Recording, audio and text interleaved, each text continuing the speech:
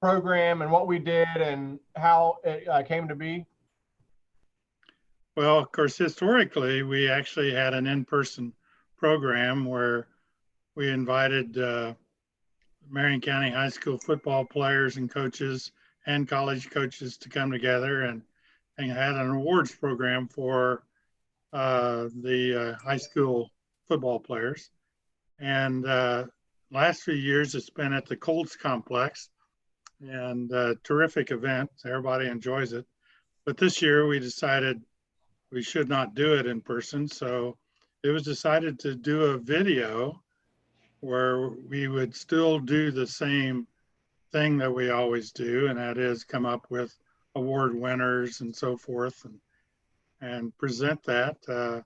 And so it just came out here in the last couple of days, and the person that we hired to do that did a terrific job. And wonderful.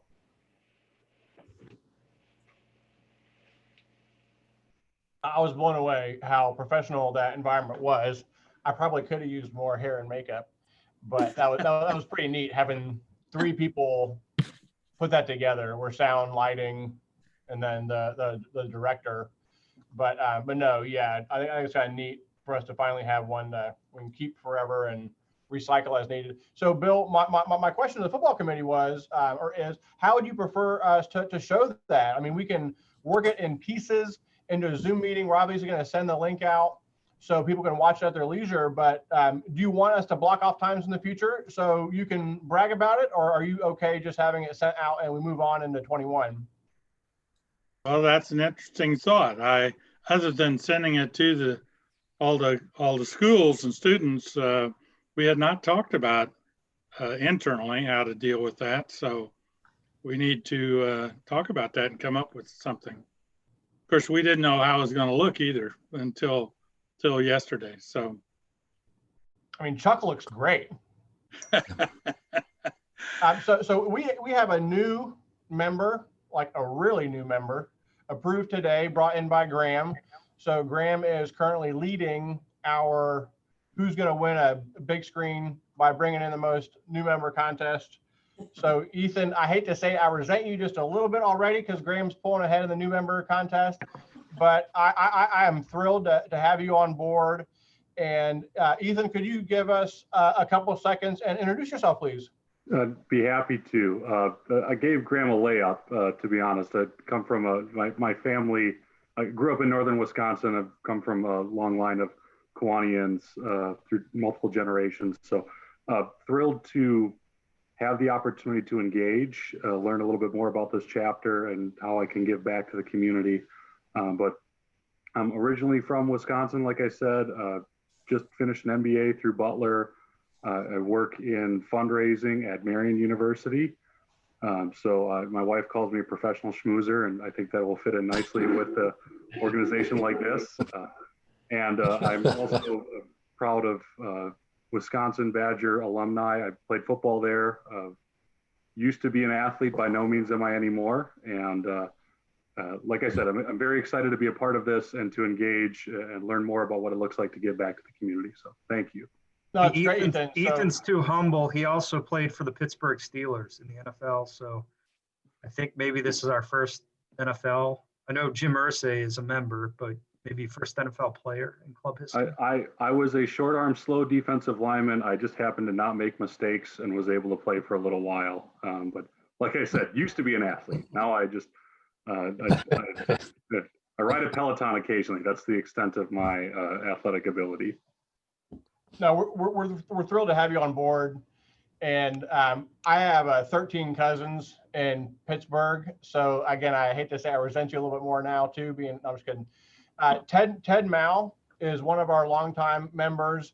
If you want to talk to someone about Marion, I'll eat all these noodles. He's tried to get me involved on the fundraising side for Marion. So Ethan, Ted Mao, MAU, for future reference, he's a club treasurer also. So I am going to start into the agenda. We are ringing the bell for Salvation Army tomorrow, 71st in Binford, Friday, December 18th. Thanks to those who rang last week. And like we had heard last year, this location, 71st and Kroger, is a great location, tons of traffic, a lot better from my experience than Circle Center. At Circle Center, everyone's already spent all their money, but Kroger, I think you're able to budget out a little better. But please donate your lunch money. I like that PowerPoint very much. So there's a link in the weekly email. And in lieu of paying for lunch on these Zoom meetings, please think about making a small contribution to the club. As one of my new president initiatives in October, we had started Wishing Well for $50. You could pick a date. The thought was over the October to September fiscal year, we were offering up dates of when we anticipated that COVID vaccine to be available. It is available. We had the first shots given Monday to those lovely nurses in New York. Duke had the winning date. A total of $615 was raised. Half of that will go to the mothers of Harshman Middle School impacted by COVID. So we'll do some brainstorming on really what that means, whether that's Target gift cards. So we'll work with the leadership of Harshman and see what that means. So $307.50 is going to go towards them. I'll match that. So if anybody else wants to match that, please I see Tina's actually writing that down so I don't forget. So now I'm on the hook.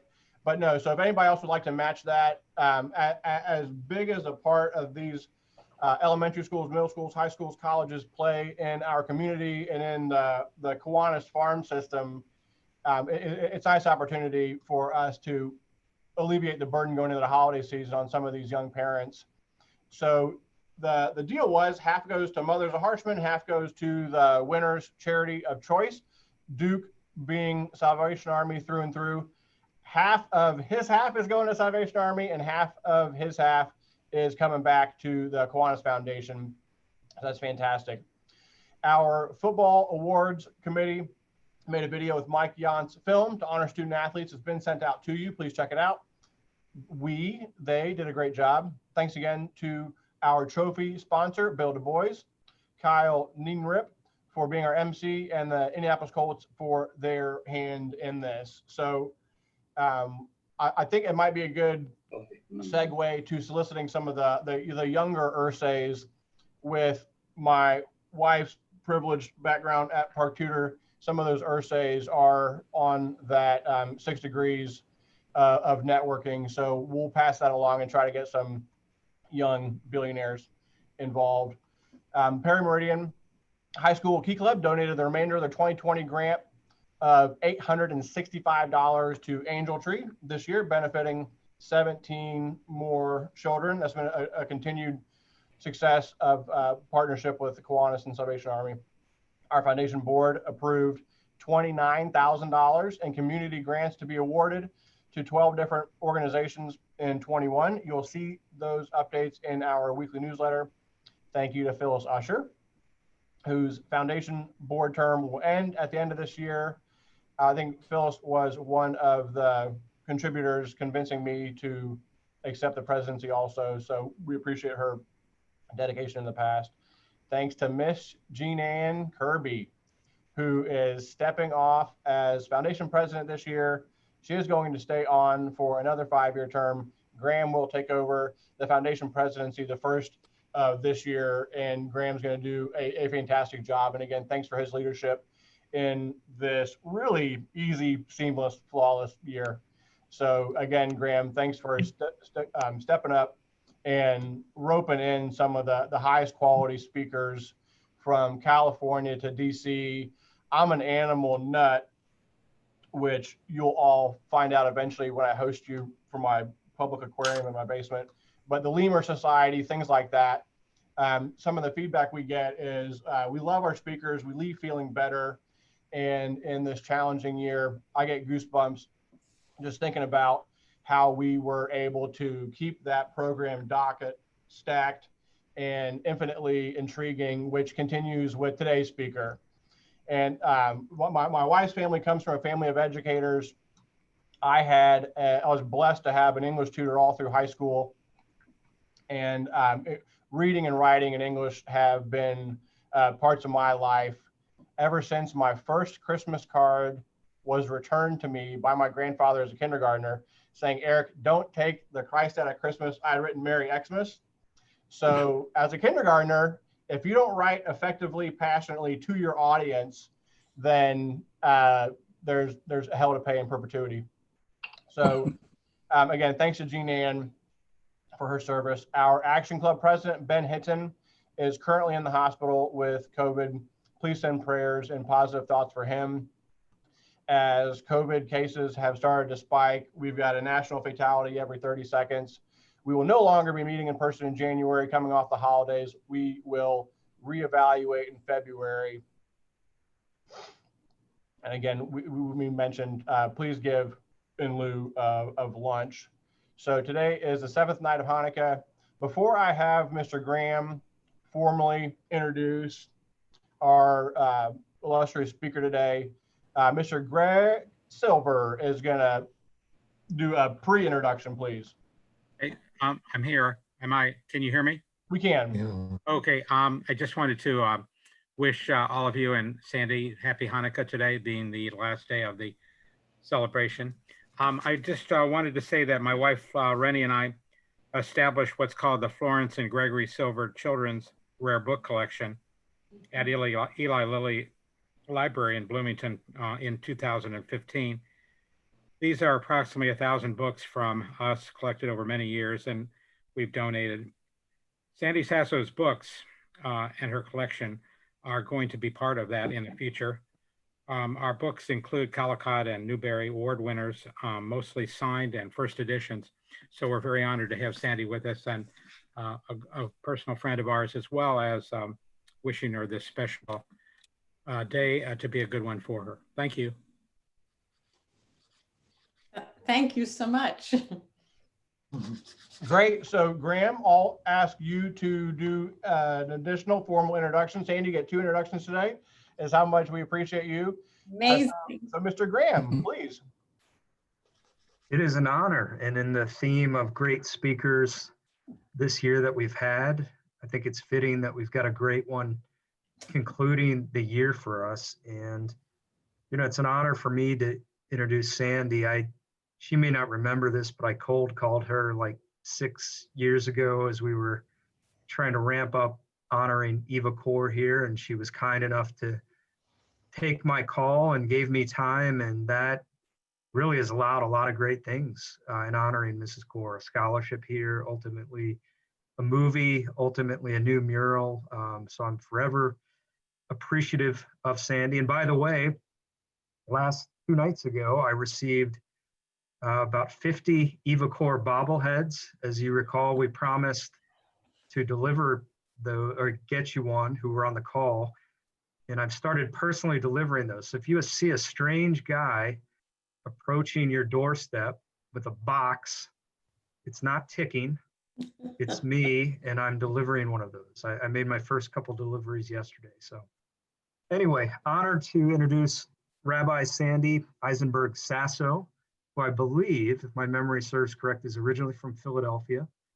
And she's a parent, a spiritual leader, and a storyteller, award-winning author of God's Paintbrush, In God's Name, God in Between, and many other inspiring books for children of all faiths and backgrounds. We've happened to give our daughters her book on Anne Frank, which has been very meaningful. She's the second woman to be ordained as a rabbi in 1974 and the first rabbi to become a mother. She and her husband Dennis were the first rabbinical couple to jointly lead a congregation, Bethel Zedek, here in Indianapolis. They have 2 children, David and Deborah, and 3 grandchildren. Sandy holds a doctorate in ministry, active in the interfaith community. They've been great friends to Butler University, and she's written and lectured on the renewal of spirituality and the discovery of the religious imagination in children of all faiths. The last thing I'll say, we've been blessed in Indianapolis to have many, many great leaders, but we've also had a lot of great unsung leaders, and I would categorize Sandy in that category. So Sandy, the floor is yours. It's an honor to have you with us today. Well, thank you so much, Graham. I appreciate it. I'm delighted to be here. And it seems like an appropriate time. It's holiday time, so it's time for stories. It's Hanukkah. We're about to conclude Hanukkah. Christmas is coming. And I want to suggest, in case you're trying to figure out what kind of gifts that you can give, the very best gift you can give children is to read them a story. And if you can't cuddle up with them next to you and read a story, do it on Zoom. Read it together, take a break from computer games, and it is an enormous gift which our children will continue to unwrap for a long time. And if you would like a gift in return, then after you read, I'm going to suggest that you ask the child you're reading to. It could be a grandchild, it could be a niece, a nephew, a neighbor. I'm going to suggest you ask 3 questions. One is, what did you think? What did you like the best? What did you think was most important? And what part of the story is about you? And if you have the opportunity to listen, you will have the gift of your child telling you something quite extraordinary. So I encourage you to do that. The question I wanted to address is, why do I write for children? I mean, after all, I was ordained as a rabbi. I served a congregation for 36 years in Indianapolis. I retired, teach a program in religion, spirituality in the arts, which began at Butler and which is continuing at IUPUI. So why am I writing for children? So I'm going to tell you this little story. So there was once a group of children who lined up in a cafeteria of a parochial school. At the head of the cafeteria line was a large pile of apples over which a teacher had written a sign: "Take only one, God is watching." Now, at the end of the cafeteria line, there was a large plate of chocolate chip cookies over which a child had written a sign: "Take all you want, God is watching the apples." Okay, I can't hear you. I hope you're laughing. So what does that have to do with why I write for children? I think that we give terrible theology to kids. And kids grow up to be adults with terrible theology. There were no books that I could find for my own children or the children I taught that talked about God and faith in a way that made any sense to me. And I will suggest a Christmas song might also be applicable. Believe it or not, I also grew up hearing Christmas songs, right? So what's the song about Santa Claus? You better watch out. You better not cry. You better not pout. Santa Claus is coming to town. What's Santa Claus doing? He sees you when you're sleeping. He sees you when you're awake. And if you've been good or you've been bad, be good for goodness sake. Okay, that is a lovely song. But here is the problem. What happens when you're good and things are bad? What happens if you've done everything right and things are sad? And what happens, obviously not you, somebody else does something terrible and nothing bad happens to them? Then it's very easy to reject such a view of God, right? This sort of traditional view of God as this big supernatural being who rewards us if we're good and punishes us if we're bad. So how could we talk about God for children that when they grow up, they will continue to hold on to this belief? One of the worst passages in an insurance document is, "We will insure you for the following things, but not acts of God." Well, that's also bad theology. You know, hurricanes and snow storms and viruses and pandemics are not acts of God. They are forces of nature. And when we try to solve the problems that they create, that is the presence of God in our lives. So I would like to suggest that God is more not a supernatural being, but rather a process at work within the world that is mediated through human beings, through individuals, that makes for goodness, that gives us courage in hard times, that gives us the ability to rejoice and to be grateful and to be gracious. Now, that all sounds wonderful, but how do you share that with children? And that's really been, my goal through most of my writing. So I'm going to give you a couple of examples of some stories I wrote, and please feel free to ask any questions in the chat, because I really prefer to have a conversation than to just lecture. So one of the things I discovered is that young people were talking about the way they believed in God as better than any other way, and that what they called God was right and what everybody else called God was wrong. So I wrote this book called In God's Name, in which each individual calls God out of his or her own experience. So names come up like Father and Mother and Maker of Peace and Friend. And then at the end of the book, there's a realization that all the names are good. No one is better than another, and they call God one. So I want to tell you what happened when I read this book, and I kind of asked the question of where you see yourself in this story, and what name would you like to call God?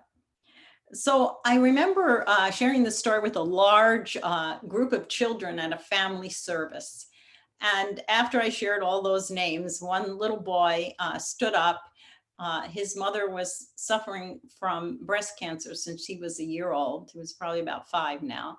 And he said, I would like to call God Healer, someone who heals.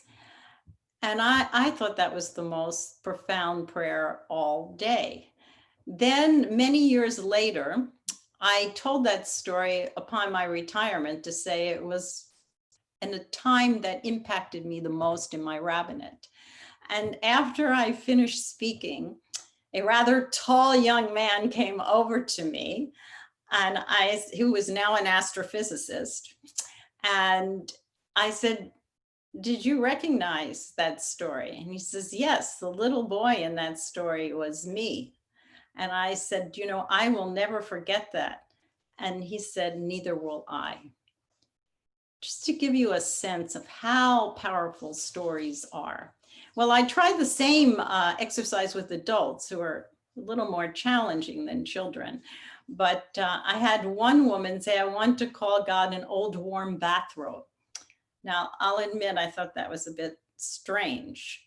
But a year later, the same woman came to me and said, I want to thank you for that opportunity to name God, because when my mother died this past year, and I wrapped her old warm bathrobe around me, and I felt the presence of God. So imagine what happens when we open up these possibilities. Actually, another young man in my congregation, who I totally thought had forgotten that I ever read this story, called me when he came back from the Persian Gulf War. He says, you remember that story you told about In God's Name? I said, yeah. He says, I know what I want to call God now. And I said, what is that? He said, my trampoline.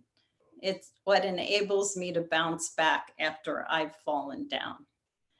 So don't underestimate the capacity of children for deep spiritual conversations. They are ready for them.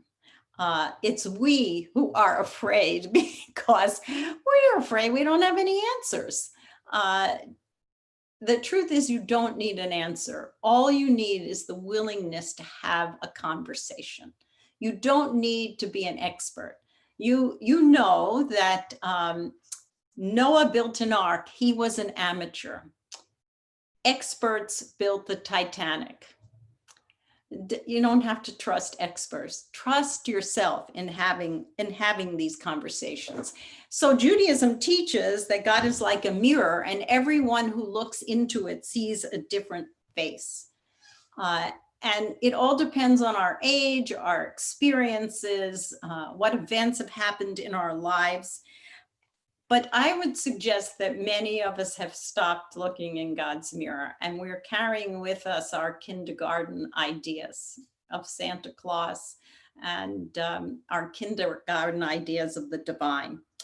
So studies of faith show that there's really many different levels in which we engage faith. So there's the experience level, whatever we experienced as a child in our homes. There's the community level, whatever we have been taught in our churches and synagogues and our religious schools. And then there comes another level, which as parents we usually don't love a lot, is the questioning level. I don't know if I believe that. What does that mean? That is an important part of the faith journey. And following the questioning comes owned faith, meaning I've taken everything the community has told me, my own experience, and I've really engaged this, and I've asked questions about it, and I've shared my doubts. Now it belongs to me. So if you have questions, if you have doubts, that's very much part of the journey itself. Don't assume because you no longer believe what you once did that you can't have faith again. It's just believing in a different way. And I'd love to have this conversation. It's kind of out of children's literature, but that's what I try to allow for children to experience. So I want to share with you two stories that I've written. One I will actually read you at the end with, hopefully I can share my screen and you'll see the pictures. I often write about what bothers me and what questions people ask, what questions kids ask. And these past few years, what was bothering me was the way in which language was being used. It was hateful. It shamed others, it embarrassed others. Arguments were not issue-based, they were ad hominem. And it just disturbed me what we were doing to language, because I love language. I paint with words and I hate when people misuse them. So I decided to write a little story called, and I actually have the picture here, When God Gave Us Words. And I created this legend that people didn't know how to talk, and God gave words to people. And I summarize it very briefly. So I also like to have a sense of humor in my children's writing. So when God gave words, God gave big words like omniscient. And for the big words, God created dictionaries. And then God gave hard to spell words like hors d'oeuvres. And for the hard to spell words, God created spelling lists. But then people learned how to use words gradually. And what happened after a while is they took those words, and I'll just share with you what I said. They twisted them and made lies. They covered them with mud and created curses. They mixed them with thorns and made gossip. And God was going to take back all the words when God heard a new sound. People stirred soft music into words and sang lullabies. Words were mixed with dance and poetry was born. People joined laughter to words and told jokes. They mixed words with midnight and wrote mysteries. They wove longing, thanksgiving, and hope into words and offered prayer. Imagination and words were joined together, and then there were stories. And it was so. People were allowed to keep the gift of words for the sake of stories. And this story was meant for all of us to have a conversation about how we use our words and how to be thoughtful about the words we use. And so it's a great opportunity to talk about, creating poetry and music and stories.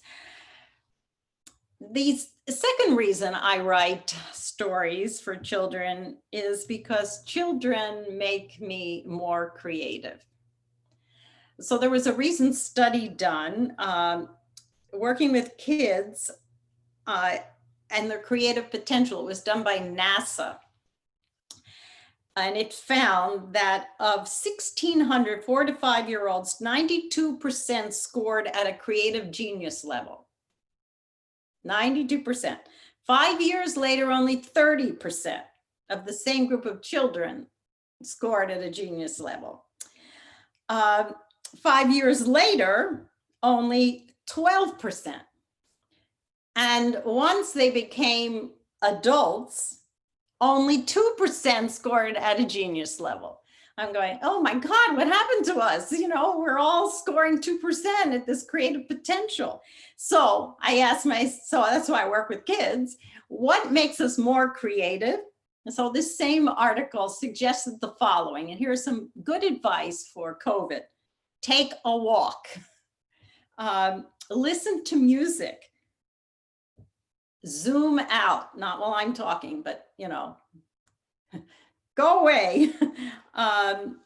Collaborate with children, spend time with kids, and read a good story. So in a sense, I do what I do selfishly to maintain some creativity. The other story I want to tell you is a fairly recent one that I wrote, and I want to explain to you why. It's called Who is My Neighbor? And when you listen to this, you will recognize it as a New Testament story. This is the story of the Good Samaritan.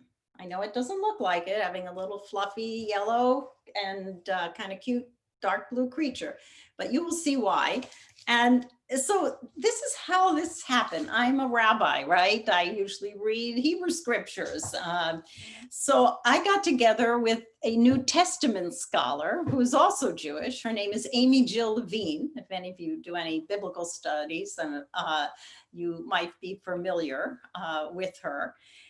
And so I'm thinking, just think for a minute, a rabbi, me, and a New Testament scholar, Amy Jill Levine, walk into a bar and they order a Virgin Mary. Oh no, I'm sorry, that was wrong. What do?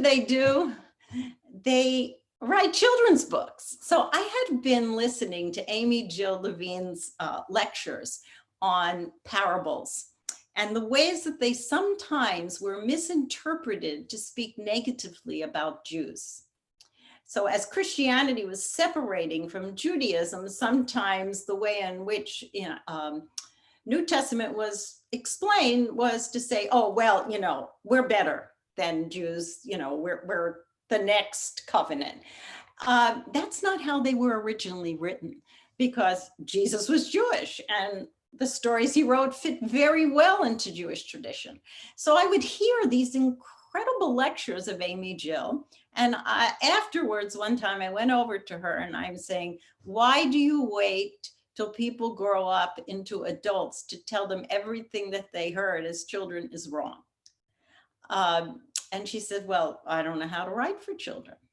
And I said, well, I don't know your scholarship. And we developed a partnership, and we have written a series of 4 books through Flyaway Books on parables. And the gift to me is I have learned parables in a so much deeper way that I feel that these are stories that belong to me as well.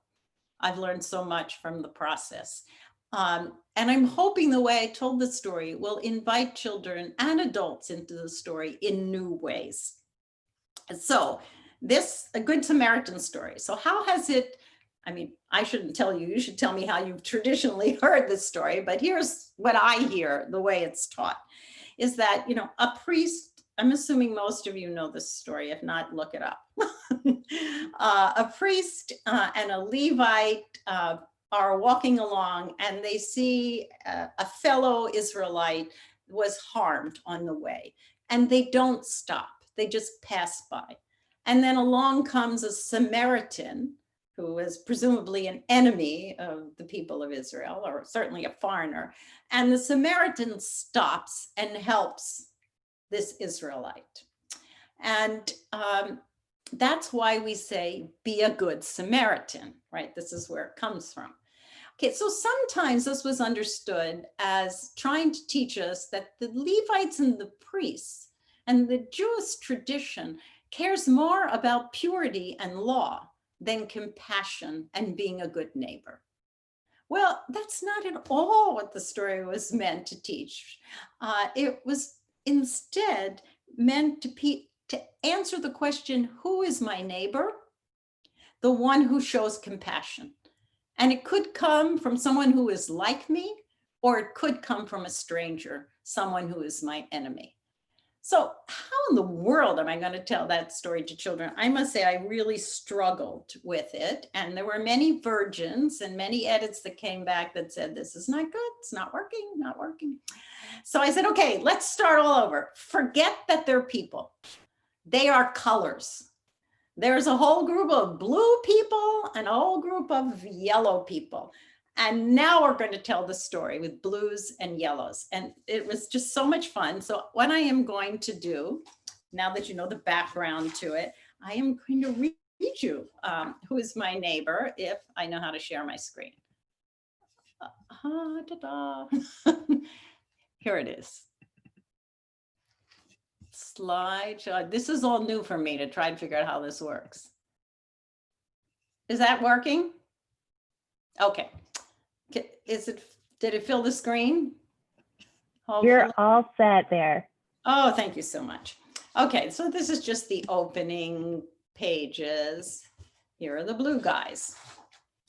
Once there was a town where there were only blues lived. There was navy and indigo, aqua and sapphire, powder blue and midnight blue. They planted irises and forget-me-nots and feasted on blueberries and blue cheese. They sailed on blue waters. Blue jays perched on branches and brilliant blue cracker butterflies shimmered. The blues thought they were the coolest colors.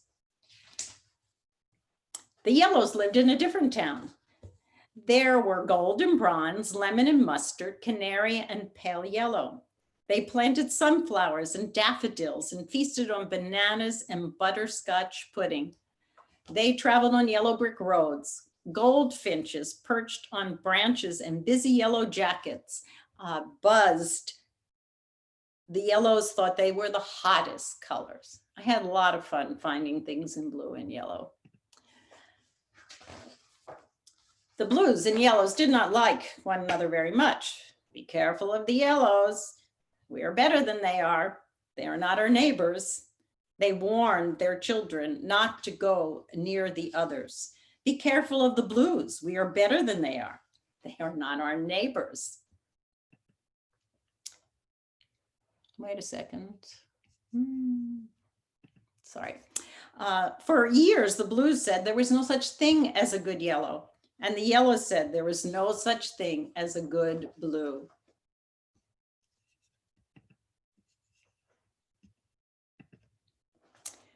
One day, Midnight Blue put on his best blue helmet and got on his blue bike. He loved cruising under the bright blue sky and passing by tranquil blue waters, singing a bluegrass tune. Then out of the blue, someone passed by so close to Midnight Blue that he lost his balance. Bump, thump, Midnight Blue tumbled to the ground. His knees started to turn black and blue. Midnight Blue needed help.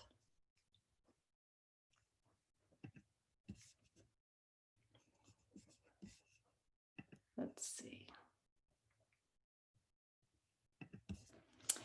Along came Navy. Navy will help me, Midnight Blue thought, but Navy was afraid. She wondered maybe someone made Midnight Blue fall and maybe that person is still around. So Navy pretended not to notice Midnight Blue. Midnight Blue was surprised. Why hadn't Navy stopped to help? After all, Navy was his neighbor. Along came Powder Blue.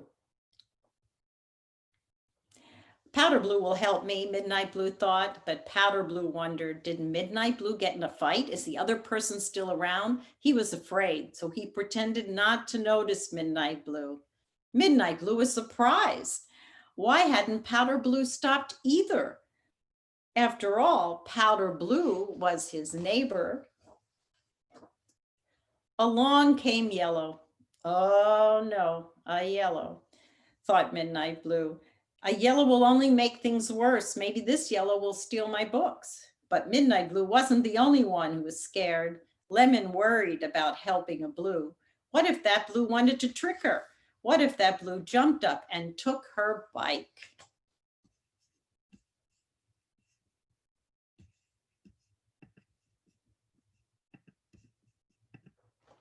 But Lemon didn't hurry by. She decided to help. She didn't steal his books. She picked them up. She lifted Midnight Blue from the dirt, handed him his helmet, and helped him get on the back of her bike. Then she took him to the doctor. While they waited, Lemon gave Midnight Blue a butterscotch cookie. It was broken, but still delicious. Midnight Blue said, "You're a good yellow, not like the others." "Most yellows are good," Lemon said. "So are most blues," Midnight Blue said, and he smiled. He pulled out a small bag of blueberries and gave some to Lemon.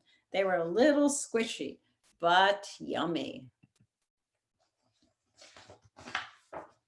When Dr. Gold came out, Midnight Blue was still a bit frightened. Dr. Gold was another yellow, but Dr. Gold smiled at him. She shined a light into his eyes, checked to make sure nothing was broken, and put a bandage on his knee.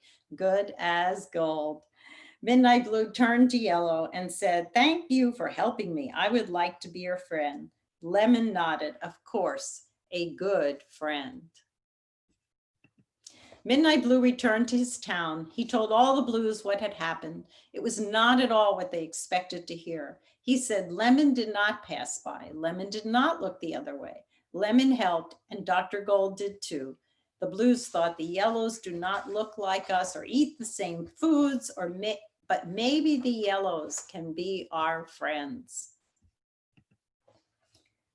When Lemon returned to her town, she told all the yellows what had happened. It was not at all what they expected to hear. She said Midnight Blue wasn't mean at all. He was thankful. He shared his blueberries, so sweet. From now on, we are going to be friends. The yellows thought the blues do not know our songs or grow our plants, but maybe we can help the blues and the blues can help us. From that time on, the blues and the yellows began to say, maybe we don't have to look alike or even live nearby. Perhaps we will like hearing new songs and tasting new foods. We might like making new friends. Maybe we can all help one another. Maybe, said Midnight Blue. Lemon smiled, just maybe.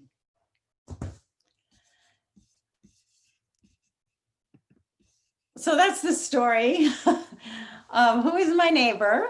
And now you will read the Good Samaritan story, perhaps just a little differently than before. And that's what I've been trying to do. There's another book called The Mustard Seed and Who Counts. And we're in the process of editing a book about the fig tree, all New Testament parables. And that's sort of been a new path for me.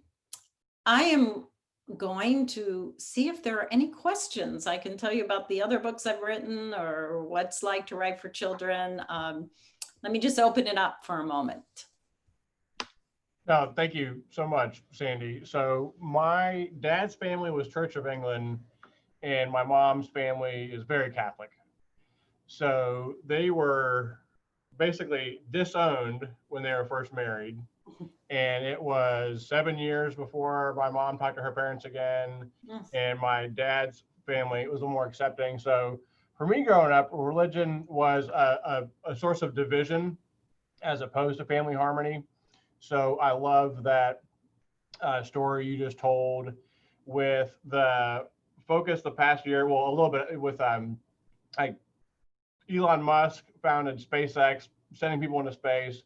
There's a study when astronauts come back from space, they have an increased interest in universalism, the greater good, as opposed to any division. So I'd be kind of curious how that trend continues the next 100 years, right? As we're thinking about Bitcoins being used in space, for example. But a question I always ask our speakers is, can you tell us a little bit about your mentor growing up who would have gotten you interested in becoming a rabbi? And then second, what inspired you to become a writer?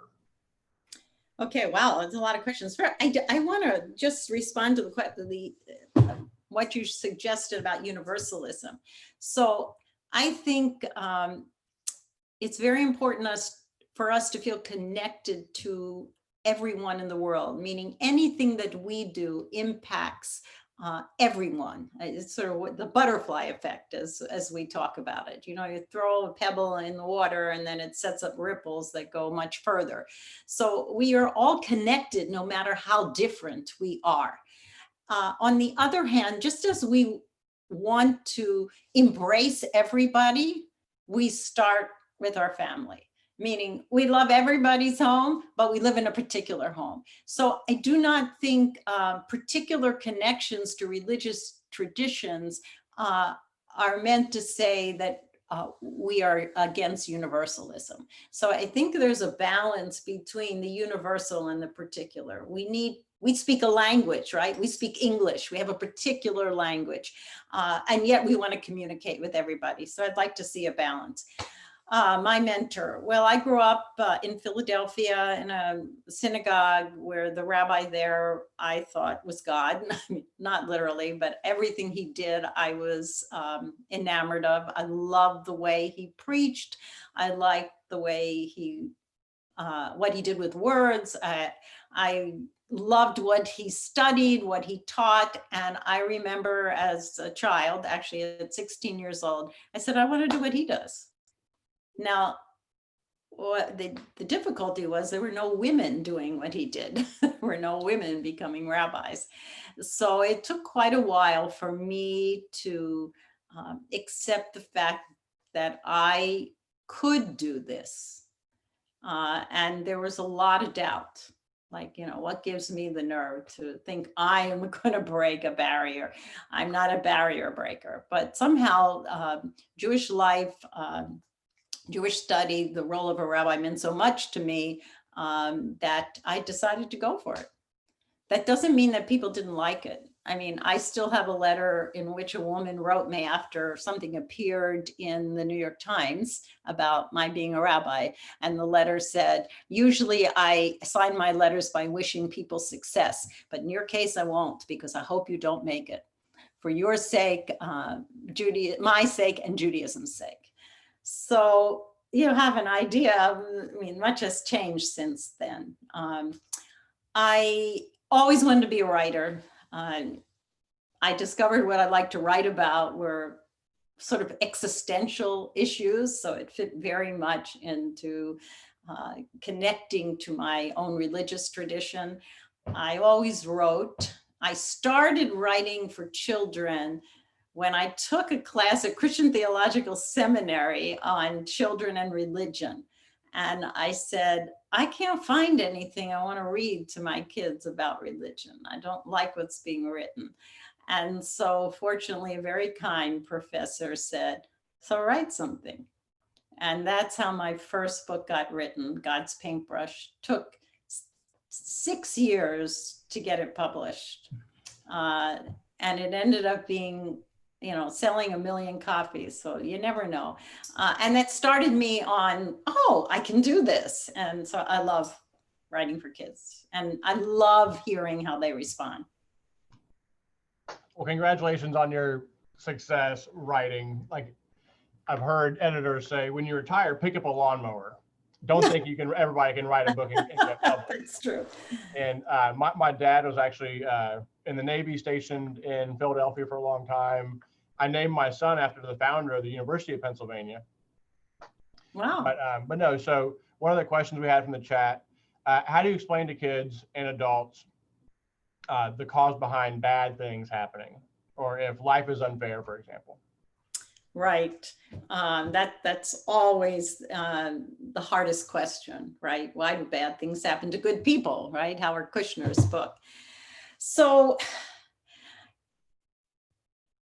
in many cases, bad things happen because people are unkind and mean.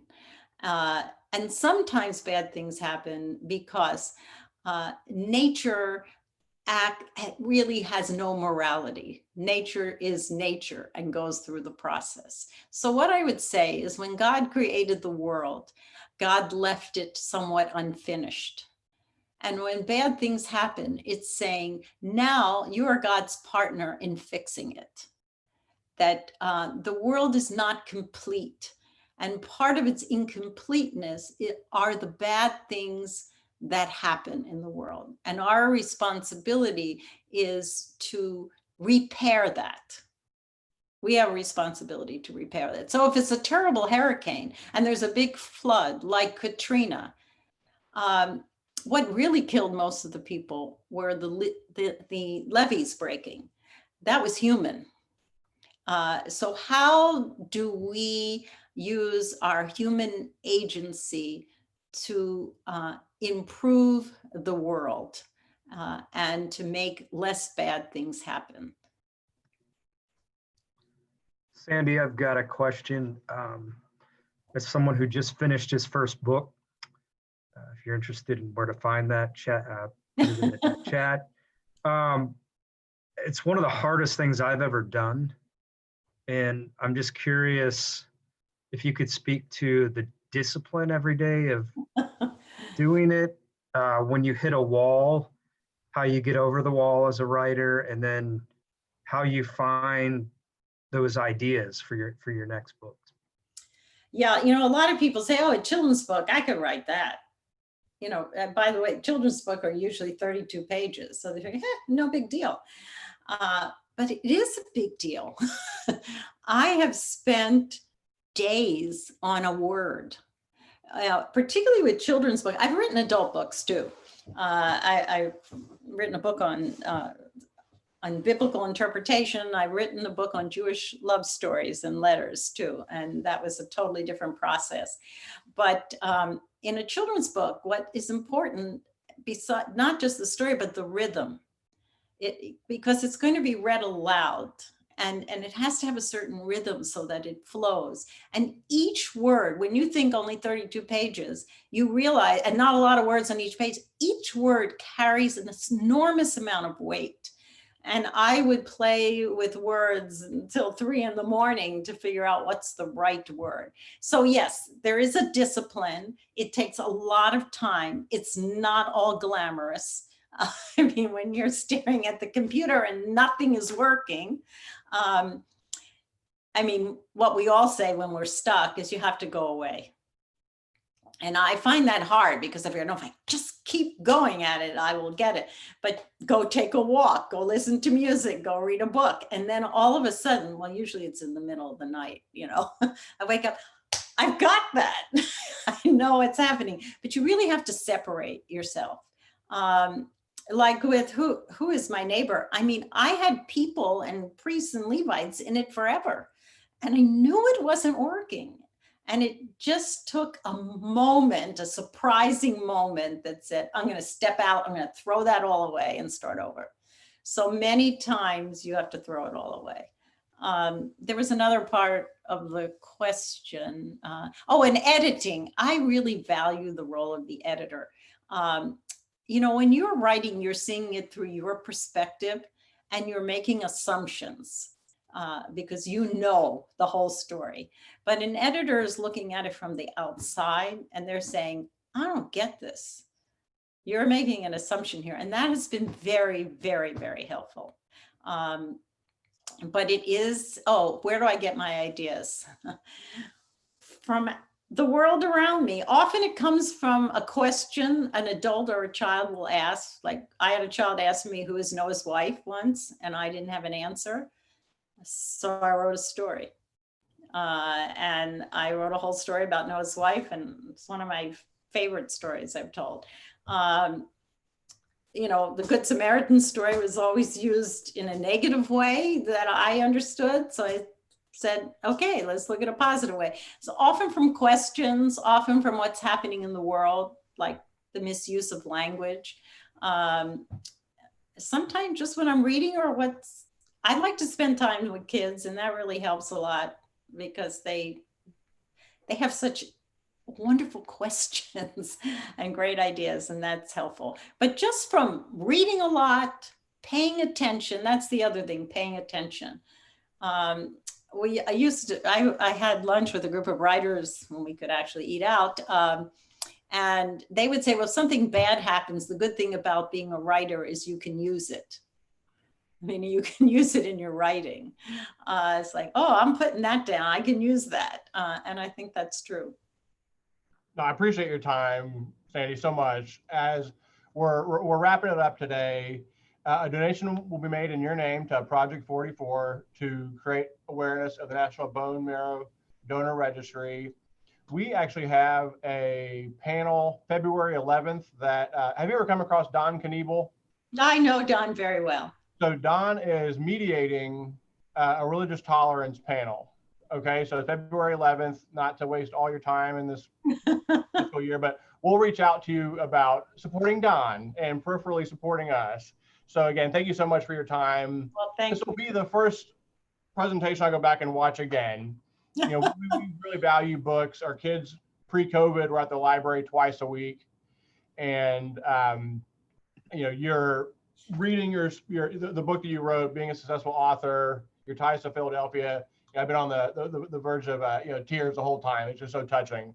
So before we sign off, our office administrator, Taylor Jacoby, has a brief announcement. Hi, guys. Thank you, Rabbi Sasso. I enjoyed your talk. I miss seeing you guys in person, but I'm happy we can get together on Zoom. I just wanted to tell you and bring you some good news from 2020.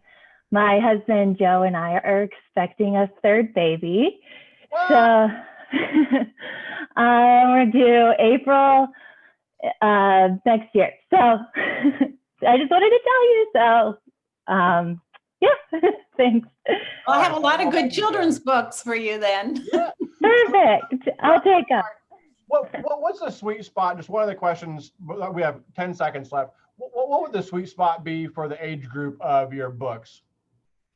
Well, I mean, I would say, you know, from like 5 to 8.